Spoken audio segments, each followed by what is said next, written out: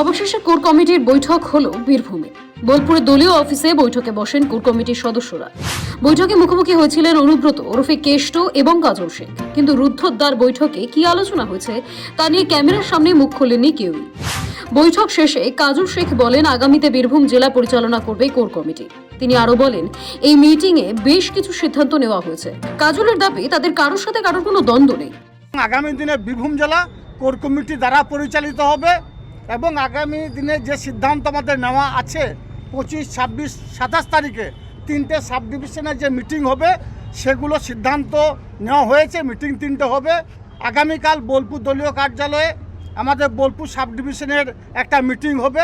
এইসব বিষয়গুলো সিদ্ধান্ত নেওয়া হয়েছে এবং আগামী দিনে বীরভূম জেলায় আমরা সকলে কাঁধে কাঁধ মিলিয়ে চলবো। আমাদের মধ্যে কোনো দ্বন্দ্ব নেই, কোনো বিভেদ নেই।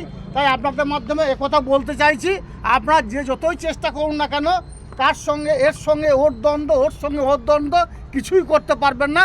26শে নির্বাচন আসছে। 26শে নির্বাচনে বীরভূম জেলার যে 11টা সিট আছে 11-0 করে ছাড়বো। বীরভূমে জেলা তৃণমূলের চেয়ারপারসন তথা কোর কমিটির চেয়ারম্যান আশিস বন্দ্যোপাধ্যায় বৈঠক শেষে সাংবাদিকদের বলেন, কোর কমিটির সিদ্ধান্ত শেষ কথা, কারণ ব্যক্তিগত সিদ্ধান্তের গুরুত্ব দেওয়া হবে না। তিনি আরো বলেন, কমিটির সব নেতা এক সুরে কথা বলেছেন, দল ঐক্যবদ্ধভাবেই চলবে।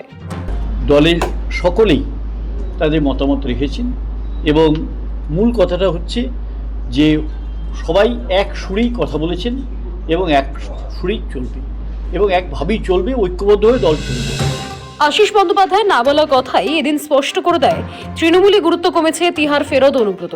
প্রসঙ্গত, অনুব্রত মণ্ডলের গ্রেফতারের পর দলনেত্রীর নির্দেশেই তৈরি হয়েছিল কোর কমিটি। সেই সময় 9 সদস্যের কোর কমিটি গঠন করে দিয়েছিলেন তৃণমূল সুপ্রিমো মমতা বন্দ্যোপাধ্যায়। ঠাঁই দিয়েছিলেন কেষ্ট বিরোধী কাজল শেখকে।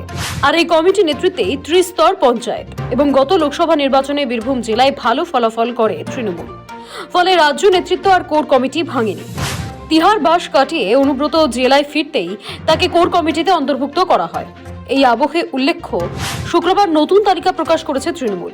বীরভূম তৃণমূল কংগ্রেসের জেলা সভাপতি পদ থেকে সরিয়ে দেওয়া হয়েছে অনুব্রত ওরফে কেষ্ট মণ্ডলকে।